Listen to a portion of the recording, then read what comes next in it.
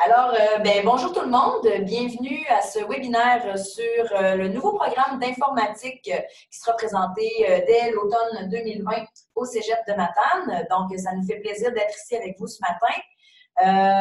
Donc, la présentation devrait durer une vingtaine de minutes, peut-être un petit peu plus si vous avez davantage de questions.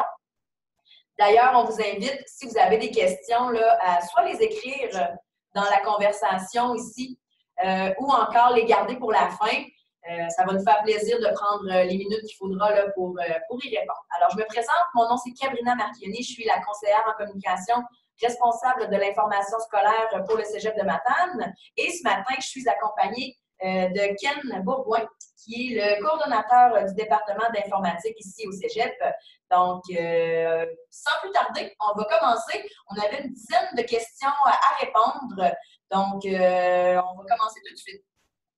Alors, tout d'abord, Ken, quelles sont les grandes nouveautés du programme d'informatique du Cégep de Matane? Si on peut se permettre peut-être un petit rappel de qu'est-ce qu'on fait déjà, qu'est-ce qu'on conserve, et par la suite, quelles sont les grandes nouveautés du programme? Ce qu'on conserve, qu'on faisait déjà, c'est nos grandes spécialités qu'on a développées au fil des dernières années. Donc, on a, depuis déjà plus d'une dizaine d'années, environ 12 ans, on s'est spécialisé dans la programmation de jeux vidéo. Donc, on a un cours avec Unity, un cours avec Unreal, un cours avec le développement de jeux sur le web, HTML5, JavaScript, et aussi un cours avec le développement d'applications pour les téléphones cellulaires, les tablettes et ainsi de suite. Ça, est-ce que c'est offert dans d'autres cégeps ou c'est vraiment offert spécifiquement ici au Cégep de Matane? C'est un choix qu'on a fait ici au Cégep de Matane. Il y a d'autres cégeps qui l'offrent, mais aussi échelonné sur plusieurs sessions comme on le fait. C'est quand même très, très, très rare. Je sais que j'ai regardé, d'autres cégeps font un cours de programmation de jeu. Nous, on en fait 3, puis on a même un projet à la toute fin de la session qui lui permet d'expérimenter justement les jeux qu'ils vont développer. Donc, oui, effectivement, c'est une de nos grandes forces. Programmation de jeux vidéo. Programmation de jeux vidéo. L'autre grande force qu'on a au fil des années, en fait, depuis plus de 20 ans, on donne la formation CCNA réseautique de Cisco. Donc, c'est 4 gros cours de 75 heures au fil duquel les étudiants vont apprendre tout ce qu'ils ont besoin pour être certifiés Cisco. Juste peut-être pour mettre en perspective, au Québec, on fait partie des 3 premiers cégeps qu'on a commencé à enseigner le Cisco. On a formé les gens des autres cégeps qui puissent commencer à enseigner le Cisco. Et on a la chance d'avoir avec nous au département M. Réal Gendron, qui est un enseignant. En fait, il est le 3e plus ancien enseignant de Cisco au Canada et le plus ancien au Québec. Ça fait plus de 20 ans qu'il enseigne le Cisco. Donc, on a développé une expertise assez pointue à ce niveau-là. On a beaucoup, beaucoup d'équipements, ce que peu de cégeps ont. Et aussi, on prend vraiment le temps on parle d'environ 300 heures de formation juste sur la réseautique, juste sur le Cisco. Ce que la plupart des autres cégeps qui en font vont peut-être faire à peu près la moitié d'heure. Donc, on prend le temps de vraiment bien former les étudiants sur la plateforme Cisco. Parfait. Donc, là, on garde ça. Oui. Qu'est-ce qu'on fait de plus? Bien, ce qu'on fait de plus, d'emblée, je pourrais parler des stages en alternance travail-études. Auparavant, on avait un stage crédité à la toute fin du DEC. Maintenant, on a changé ça par des stages en alternance travail-études, c'est-à-dire qu'il y a un stage de possible pour les étudiants entre l'été 1 et l'été 2 et entre l'été 2 et l'été 3. Et pour être capable de faire ça, on a pensé nos années en fonction des types d'emplois que les étudiants pourraient occuper dans leur stage. Donc, la première année, là, on se concentre beaucoup sur réparation d'ordinateurs, soutien à l'usager, installation, configuration d'équipement. Donc, ça, c'est ce que les étudiants seront capables de faire et se rajoute à ça 2 cours de programmation web dès la première année pour que les étudiants puissent faire du développement web dynamique, mais non transactionnel, dès la première été. Au deuxième été, là, on a déjà 3 cours de Cisco de fait sur les 4. On a un cours d'administration de serveurs qui s'est rajouté. On a 2 autres cours de programmation, un autre cours de programmation web. ce qui fait en sorte que les étudiants peuvent faire de la réseautique, ils peuvent administrer des serveurs, ils peuvent gérer des bases de données, ils peuvent aller plus loin dans leur développement web, donc rajouter l'aspect transactionnel. Et ils peuvent aussi être considérés programmeurs juniors, donc rentrer dans des entreprises et faire le travail de programmeur. Donc ça, c'est au niveau des stages en ATE. Ce qu'on a comme grande nouveauté qui se rajoute, on a 2 projets à la fin de la session, de la dernière session. Il y en a un, c'est le projet de spécialisation. Donc ça, il y a très peu de cégeps qui le font. C'est qu'on permet aux étudiants de choisir un axe de l'informatique qu'ils ont peu ou pas exploré pendant leur DEC.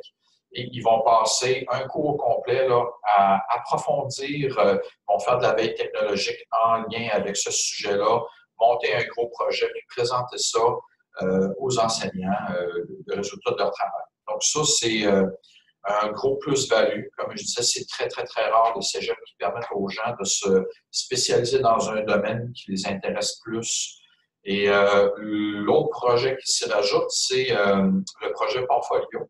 On veut que nos étudiants, quand ils vont terminer, aient la plus grande facilité pour se trouver du travail. Donc, à la dernière session, ils font de la maintenance sur les applications qu'ils auront fait pendant les 3 ans. Ils vont inclure à ça leur projet de spécialisation, le stage qu'ils auront fait en alternance travail-études et ils vont publier en ligne un portfolio qui va contenir les grandes réalisations qu'ils auront faites dans leurs 3 ans pour être capable plus facilement de se trouver un travail. Et parlant de se trouver un travail, les étudiants, la dernière session est condensée sur 10 semaines pour justement permettre à nos étudiants de terminer 5 semaines avant le grand réseau collégial, avant tous les autres étudiants, pour être capable justement d'avoir un bon 5 semaines pour se trouver du travail, des emplois avant tout le monde.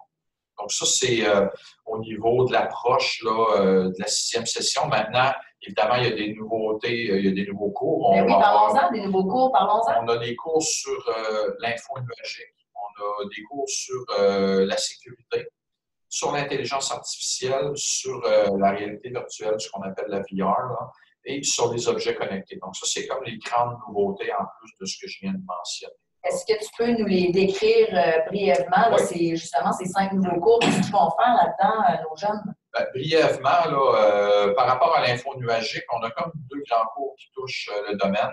L'info nuagique, tout le monde, vous avez probablement entendu parler de iCloud ou Dropbox, Google Drive, ces choses-là. Donc, c'est être capable de conserver soit des documents sur des serveurs distants ou utiliser des applications qui fonctionnent sur des serveurs distants. Donc, nos étudiants vont avoir 2 cours qui touchent à ça. Le premier, c'est comment mettre en place les infrastructures, donc les serveurs et ainsi de suite, pour être capable d'offrir un service d'info nuagique. Et le deuxième cours, ça va être vraiment comment développer des applications pour offrir ces applications dans un service d'info nuagique. Donc, ça, c'est le grand axe info nuagique. Sur la sécurité, on va avoir un cours où les étudiants vont apprendre à expérimenter les différents types d'attaques que les pirates informatiques peuvent faire. Ah, les jeunes vont triper. Ils vont triper. C'est un cours super intéressant. Ils vont apprendre justement comment les cibler, comment faire des pièges justement pour ces différents pirates informatiques. Et là, on parle de sécurité au niveau applicatif, au niveau réseautique, au niveau des infrastructures et ainsi de suite. Donc, c'est un cours qui est quand même assez large et c'est en grande demande. Là. À chaque fois qu'on va visiter des entreprises, ils nous disent, oui, vos finissants sont excellents. Si vous aviez la chance d'inclure de la sécurité, on serait tout de suite là, on prendrait vos étudiants. Donc, on le fait. Ils vont se prendre pour des pirates. Là. Ils vont se prendre pour des pirates, ça, c'est sûr et certain. C'est bon. Un cours sur l'intelligence artificielle, comme je vous ai dit d'entrée de jeu, on avait une grande spécialisation sur la réseautique. On avait déjà, pas la réseautique, excusez-moi, la programmation de jeu. Donc là, on rajoute un cours où les étudiants vont apprendre à programmer des algorithmes qui touchent l'intelligence artificielle. Donc, ça peut être attaché au jeu, mais ça peut être plus large. Je prends à titre d'exemple, les étudiants vont expérimenter ce qu'on appelle le deep learning ou l'apprentissage approfondi en français. Donc, c'est de donner la faculté à un ordinateur de faire des apprentissages. L'an dernier, on a eu d'une visite de l'École des technologies supérieures. On a un de nos anciens étudiants qui est le capitaine de l'équipe. Eux autres, dans le fond, je ne me rappelle plus exactement le nom de l'équipe, mais ce qu'ils font, c'est des concours avec des sous-marins autonomes qui sont programmés. Et les sous-marins, par exemple, ils vont dans le fond de l'eau. Ils doivent apprendre, ils voient des dés qui flottent dans le fond de l'eau, puis par exemple, ils doivent réussir à faire le total de 11 en tapant sur les dés. Donc, pour être capable de faire ça, ils ont utilisé le deep learning, ils ont montré des images à l'ordinateur, ils montrent un 5, par exemple. L'ordinateur va prendre un guess, va dire je pense que c'est 4, là, vous dites non, c'est 5. Puis là, à force de montrer des images, l'ordinateur vient qu'à développer son intelligence par rapport aux images qu'il voit et en arriver à reconnaître quand on lui montre un 5, que c'est un 5. Ils ont fait aussi la même expérimentation, mais dans le fond de l'eau, parce qu'ils se sont rendus compte que dans l'eau, l'image est un peu plus brouillée. Et là, l'ordinateur n'était pas nécessairement capable de toujours reconnaître. Donc, ils ont répété l'expérimentation, mais cette fois-ci dans le fond de l'eau. Faire en sorte que par la suite, les sous-marins étaient toujours capables de reconnaître les dés dans le fond de l'eau. Donc, ça, c'est un exemple d'intelligence artificielle. Il y en a plein d'autres. Il y en a plein qui se rajoutent par rapport à la programmation de jeu. Donc, on va développer une expertise là-dessus. On a d'ailleurs la chance d'avoir un centre de recherche en intelligence numérique juste à côté. Et on va avoir un partenariat avec eux pour qu'ils viennent dans nos cours, qui donnent la formation aux étudiants, qui permettent aux étudiants d'aller faire des stages en ATE et ainsi de suite. Donc, ça, c'est une grosse plus-value. Par rapport à la réalité virtuelle, ben, on va avoir un cours où les étudiants vont développer des simulations en 3 dimensions avec des lunettes de réalité virtuelle. Oui, c'est ça, c'est le casque. Avoir le casque comme on voit pour les jeux vidéo, comme on a vu dans le film Ready Player One. Donc, il y a énormément de possibilités là, qui sont rattachées à ça. Là. Les gens pourraient, par exemple, là, si on pense à l'industrie du tourisme, ils pourraient visiter des endroits dans le monde qu'ils n'ont pas encore vus avant d'acheter leur billet d'avion. Ils pourraient regarder l'intérieur d'une maison qu'ils n'ont pas encore fait construite pour voir si finalement les plans qu'ils ont pensé conviennent à leurs besoins. Donc, il y a beaucoup de possibilités qui se rattachent à ça. On a déjà commencé un petit peu à expérimenter. Là, on va avoir un local qui va être dédié à la réalité virtuelle avec des capteurs. Donc, on a beaucoup d'ambition pour ce cours-là. J'imagine que la réalité virtuelle, ça peut s'appliquer à tous les domaines. On pense à la santé, on peut parler de l'architecture. Donc, j'imagine que dans cette optique-là, où les jeunes vont être formés en réalité virtuelle, ben, ils vont pouvoir se trouver des emplois dans des firmes. Il y a beaucoup de possibilités. Puis c'est un domaine qui commence à peine à être exploré. Là. Donc, oui, c'est la prochaine révolution informatique. C'est justement la réalité virtuelle. Dernier cours, là, dans les grandes nouveautés, les objets connectés. Donc, vous avez peut-être déjà entendu parler de Google Home. Google, est-ce que tu voudrais, par exemple, allumer les lumières du salon? Donc, c'est des objets qui sont connectés sur Internet. Il y a des adresses Internet qui sont associées aux lumières. Dans le Google Home, on est capable d'associer une adresse avec, par exemple, les lumières du salon, lui donner un nom qui va être facilement identifiable par l'usager. Donc, tout ça, c'est interconnecté. Puis là, on peut piloter des applications, on peut piloter ces équipements-là avec justement Internet. J'avais vu aussi des exemples, là, on voyait ça à la télévision. Là. Par exemple, en Afrique, ils vont cibler avec des puces, par exemple, les rhinocéros, pour que si jamais les troupeaux partent à courir vers les gens, non pas vers les gens, mais s'ils se mettent à se sauver, par exemple, c'est des braconniers qui courent après les animaux. Les animaux vont se sauver, puis sont connectés via satellite à des clouds, puis là, ils sont capables, eux autres, de voir en temps réel les mouvements de masse de ces animaux-là. Donc, ils sont capables de voir comme, oh, attendez un petit peu, là, il y a un gros mouvement qui vient de survenir, et envoyer des hélicoptères et capter finalement poigner les méchants qui veulent tuer. Donc, des objets connectés, il y a énormément de possibilités. Les étudiants vont apprendre à monter les équipements, c'est-à-dire faire les connexions.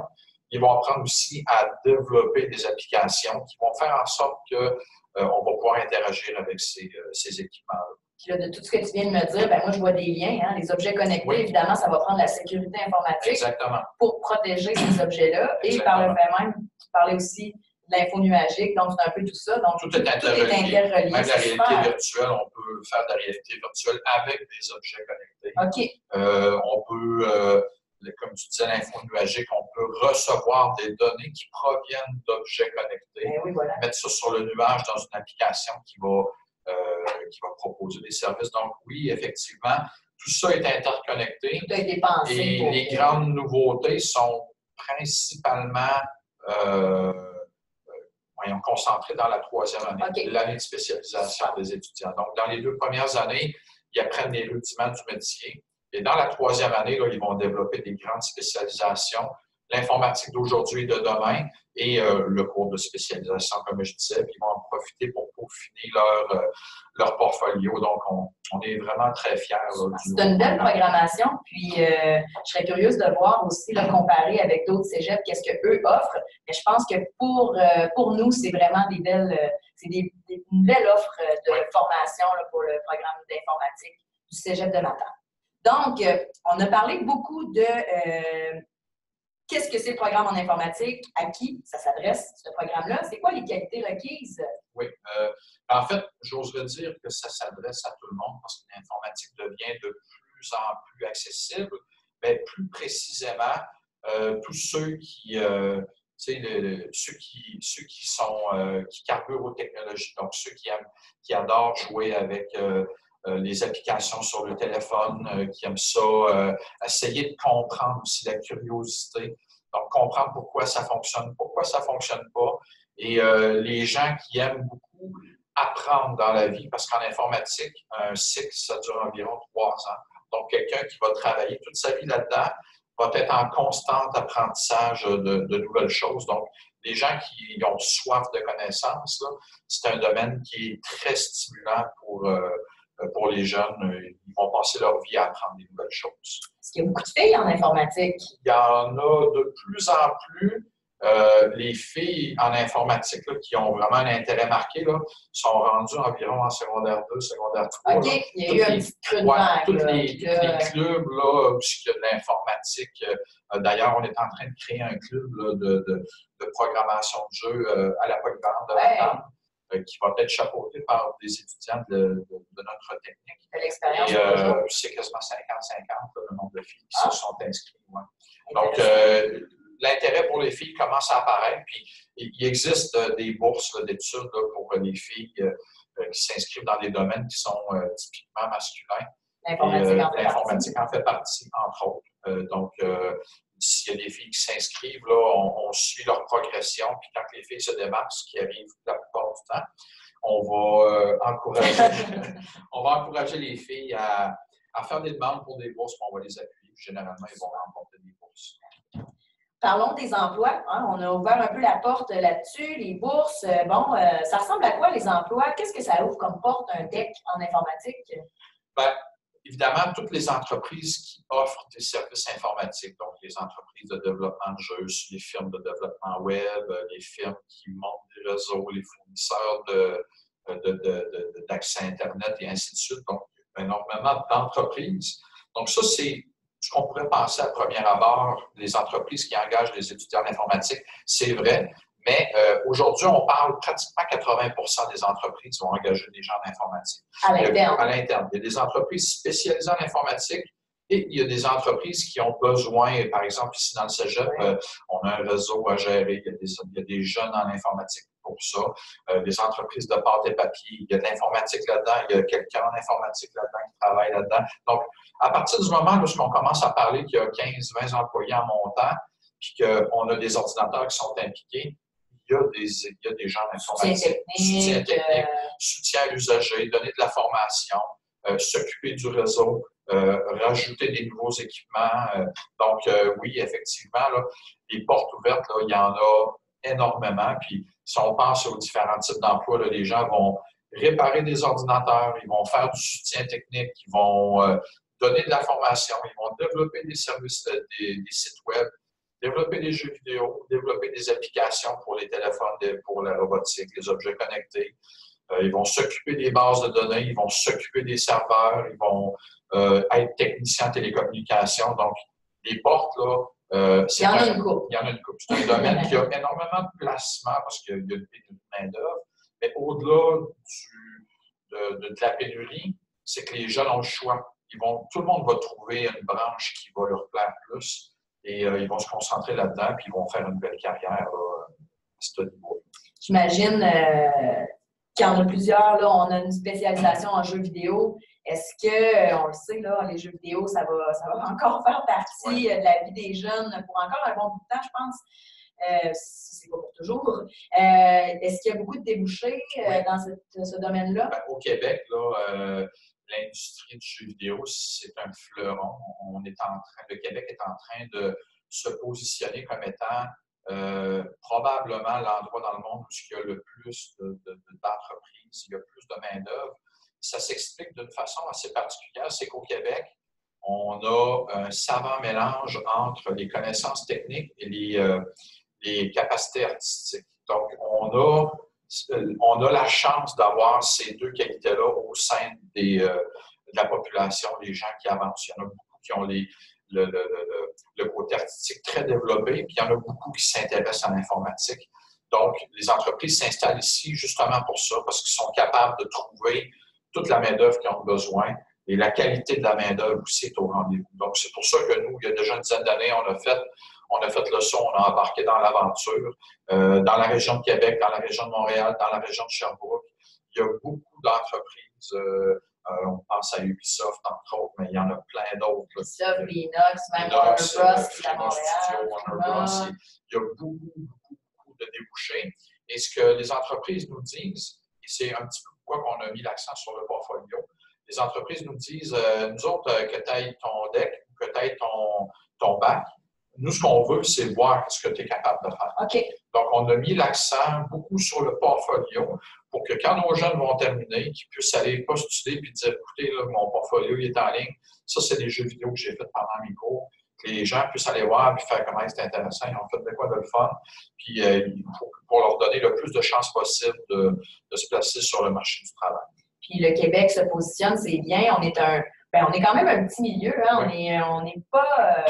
c'est pas une grosse province, on est quand même quelques-uns, mais c'est un peu la même chose ici au Cégep. Hein? Les jeunes vont arriver dans un milieu qui va être petit. Hein? On ne sera pas de cachette, on est un petit milieu. Ça va permettre de l'encadrement spécialisé, l'encadrement personnalisé, pardon, des étudiants. Vous êtes combien d'enseignants par étudiant? Combien d'étudiants par enseignant plutôt? Les qualités humaines, ça fait très, très, très longtemps qu'elles sont reconnues au Cégep de Matane. On est un Cégep à faible nombre d'étudiants versus enseignants. C'est généralement un enseignant pour 10 à 15 étudiants. Et on a un technicien en travaux pratiques qui est là pour aider. On a des étudiants par aidants qui sont là pour aider. Donc, les étudiants, là, ils ont de la grande disponibilité de gens pour les aider. Et aussi, on est un des cégeps qui a le plus grand ratio ordinateur-étudiant dans toute la province. Donc, pas besoin de s'acheter un ordinateur pour rentrer ici en informatique. Ici, en informatique, on leur prête l'ordinateur portable. Donc, quand ils s'inscrivent, là, on leur prête un ordinateur portable. Ils l'ont pour les 3 ans. C'est des très bonnes machines parce qu'on veut que les étudiants soient capables de programmer justement des jeux vidéo avec ça. Okay. Donc, s'ils veulent être capables de programmer des jeux vidéo, il faut qu'ils soient capables de faire rouler un jeu vidéo. Donc, pourquoi on prête des ordinateurs-là aux étudiants? C'est pour faciliter leur travail, en fait. Auparavant, là, de façon traditionnelle, on arrivait dans le cégep, puis moi, quand j'étais étudiant, si je voulais faire mes travaux, j'allais voir le laboratoire. OK, aujourd'hui, il y a des cours de 8h à midi, il y a un petit lousse de 2 heures, puis après ça, moi, je travaille ce soir. Donc, on voulait faire nos travaux, j'avais un petit 2 heures de lousse dans la journée. Okay. Là, présentement, les étudiants s'installent où ils veulent, trouvent leur portable, ils ont tout leur logiciel pour faire leurs travaux. Donc, ça facilite grandement le travail. Parfait. Petite question piège, il faut être bon en maths pour étudier en informatique? C'est effectivement une question piège. En fait, le préalable a été diminué de beaucoup maintenant. Au lieu d'avoir besoin de la maths de TS de secondaire 5, c'est n'importe quelle maths de secondaire 5 ou la maths TS de 4. Donc, et pourquoi ce préalable a été revu à la baisse? C'est parce que la croyance qui fait que tu dois être bon en mathématiques pour être bon en informatique date des années 80. Okay. À l'époque, l'informatique était un petit peu plus difficile d'accès. Puis ça prenait des gens qui avaient beaucoup plus de connaissances pour être capables de se servir des ordinateurs. Aujourd'hui, tout le monde est capable de se servir d'un ordinateur. On est né avec ça. Moi, pas moi, mais nos enfants naissent là-dedans. Les jeunes qui rentrent, là, ils ont des ordinateurs dans les mains depuis qu'ils sont jeunes, ils sont familiers avec ça. Et on a quand même un petit cours de mathématiques, mais c'est pour notre spécialisation de la programmation de jeux vidéo. Okay. On veut que les étudiants soient un petit peu plus outillés pour la programmation de jeux. C'est un petit cours de maths, puis en fait, on ne se le cachera pas, là, c'est des notions mathématiques qui sont dans presque la totalité déjà couvertes au secondaire. Okay. On fait un refresh, on dépoussière, on remet à la saveur du jour, on remet aussi dans un domaine qui est appliqué, donc plus facile d'apprendre. Donc, c'est plus vrai aujourd'hui. Okay. C'est sûr que cela dit, si quelqu'un est bon en mathématiques, ça va aider. Oui. Mais c'est plus un must. OK, c'est bon. Les prochaines questions se regroupent un petit peu. Donc, est-ce qu'il y a des clubs, donc là, tu en as parlé un petit peu tantôt, oui. Le club à la polyvalente, donc qui est plus pour le premier et deuxième cycle du secondaire, troisième cycle même, j'imagine. Mais ici, au cégep, est-ce que les jeunes qui étudient en informatique ont du temps pour faire des activités parascolaires? Bon, OK, on parle du club informatique, oui, on en a un, évidemment. Peuvent faire d'autres choses. Là. Il y a toutes sortes de clubs pour tous les intérêts. Est-ce qu'ils ont le temps de faire d'autres choses? Oui, bien, normalement, l'horaire d'un étudiant là, ici au cégep, c'est environ 30 heures de cours. Okay. Ça, c'est une session normale si quelqu'un fait son DEC sur 3 ans. Et à cela se rajoute le travail à la maison. On rajoute en moyenne entre 10 et 15 heures de cours. Donc, on parle de, disons, environ 45 heures en moyenne. Donc, oui, les étudiants ont le temps, les soirs, les fins de semaine, de faire d'autres activités. Puis ici, au cégep, les clubs qui intéressent plus particulièrement les étudiants d'informatique, on a le club de e-sports qui permet aux jeunes de faire des compétitions de jeux vidéo avec d'autres cégeps. C'est très, très, très prisé comme activité. On a aussi des clubs de programmation de jeux vidéo. Donc, ça, c'est un club multidisciplinaire. On a des étudiants d'informatique, des étudiants de 3D, des étudiants de multimédia. Et c'est chapeauté par le département d'informatique. Okay. Donc, on a un enseignant là, qui s'en occupe. Et en fait, ces étudiants-là, tout au long de l'année, se rencontrent une fois par semaine pour apprendre à travailler en équipe pour développer des jeux vidéo et on les inscrit à des compétitions de programmation de jeux, ce qu'on appelle des game jams. Donc, c'est une compétition, là, en gros, là, ils ont 48 heures pour faire un jeu vidéo. Puis donc, quand ils ont le temps de dormir, et à la fin du 48 heures, là, il y a des remises de prix. Là, il y a 2 compétitions que nos étudiants vont par année. Il y a la compétition régionale qui est à Rimouski. Et il y a la compétition provinciale qui est à Valleyfield. Donc, on prépare nos étudiants pour ça. C'est de quoi qui est très prisé. Les étudiants adorent ça. Dans notre premier cours de programmation de jeu, on fait d'ailleurs un game jam. Okay. À l'interne. À l'interne. On fait un petit game jam, juste nos étudiants. Puis, ils passent une fin de semaine. En fait, c'est leur gros devoir qu'ils ont à faire. On lui donne une fin de semaine pour faire ça. Puis, les étudiants adorent l'expérience. Ça leur donne envie de poursuivre. Ils vont s'inscrire au club. Il y a aussi le club de Supertronics qui est disponible. En fait, c'est un club de robotique qui est offert pour les jeunes du secondaire. Pourquoi on en parle ici au collégial? Parce que nos étudiants servent de mentorat pour les jeunes du secondaire qui vont programmer ces robots-là. Donc, comme je vous ai dit tantôt, on a un cours d'objets connectés. Donc, c'est interrelié avec les apprentissages de nos étudiants. Et le cours d'objets connectés, on l'a placé justement en première année pour permettre à nos jeunes, dès la première année, de parrainer les jeunes du club secondaire, effectivement. Super. Excellent. C'est toute une belle offre de clubs. Évidemment, il y en a d'autres. Hein? On a des clubs de musique, oui, on a des clubs de d'environnement, de sport aussi. Donc, si jamais là, vous avez des jeunes qui veulent faire du sport ou encore qui sont plus socioculturels, ça aussi c'est possible. Mais Ken parlait vraiment des clubs qui étaient plus... qui intéressent plus particulièrement les jeunes en informatique. Ici, au Cégep de Matane, on a la chance d'accueillir des étudiants internationaux chaque année. En fait, présentement, on est à 40 de notre communauté collégiale qui provient de l'international. Donc, des jeunes de la France, des jeunes de l'île de la Réunion aussi. Mais est-ce que nos étudiants de Matane, de la région, du Québec, peuvent aller à l'international? Est-ce que c'est une chance qu'ils ont? Oui, effectivement. En fait, depuis plusieurs années, là, ça doit faire pratiquement 15 ans qu'on fait ça. C'est que, étant donné qu'on ne se cachera pas, on est le cégep international au Québec. On est le cégep qui a développé le plus de liens avec, entre autres, la France. Très bon partenariat. Très bon partenariat. On a énormément de partenariats différents, plusieurs écoles en France. Donc, ça ouvre beaucoup de portes et les étudiants québécois peuvent aller terminer leur 6e session, aller faire leur 6e session en France. Ce n'est pas un stage. Ils vont faire la session au complet. Ils obtiennent leurs notes là-bas puis on leur crédite les cours ici. Okay. Donc, écoute, c'est une très, très, très grande chance. Il y a des bourses associées, il y a des fonds, la Fondation donne de l'argent. Écoute, ça coûte un peu de frais aux étudiants, mais on s'entend, là, c'est une belle expérience. 5-6 fois moins dispendieux s'ils avaient à le faire eux-mêmes. Et c'est une très, très, très belle expérience. Et comme je disais, comme on a beaucoup de partenariats en France, ils vont choisir la région où ils veulent aller, dépendamment des endroits qu'ils voudraient bien aller visiter. Donc, oui, c'est une très, très, très grande possibilité qui s'offre à nos étudiants. Génial. Ça aussi, c'est super comme opportunité, évidemment. Ouais. Donc, ça fait le tour de nos 10 questions. En fait, on a plus été dans le 12-13 questions. Oui. Est-ce qu'il y en a de votre côté? Avez-vous des questions pour nous concernant plus précisément le programme ou encore le cégep? Je vous invite à ouvrir votre micro. Là, je vous avais tous mis en muet. Donc, si vous avez une question, vous pouvez soit l'écrire dans le chat ou encore ouvrir votre micro. Si vous n'en avez pas, ben juste me l'écrire sur le chat. C'est beau, tout est clair ou voilà. Avez-vous des questions? C'est le moment de vous manifester.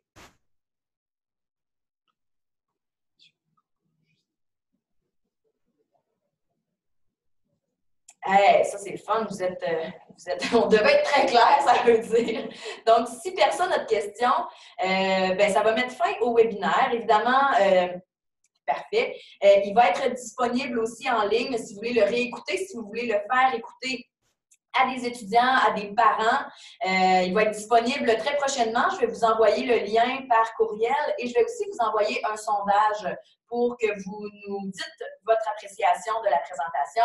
Si on a des choses à améliorer, bien évidemment, nous, ça nous fait toujours plaisir de vous lire. On aime ça, avoir vos commentaires, c'est super important pour notre croissance et notre amélioration.